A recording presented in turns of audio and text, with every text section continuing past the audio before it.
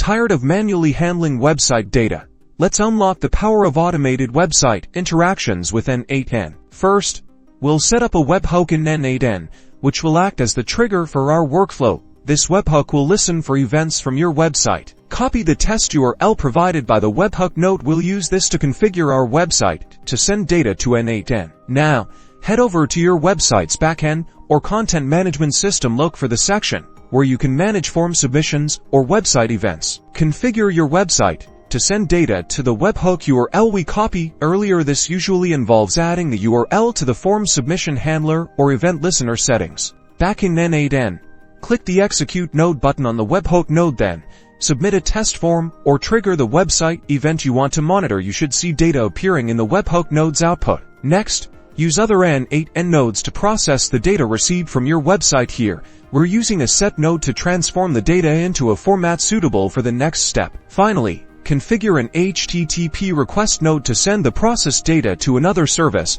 like a CRM or email marketing platform. You can tailor this step to suit your specific needs. And that's it. You've successfully connected N8n to your website, enabling automated responses to website events. Start building dynamic website experiences today.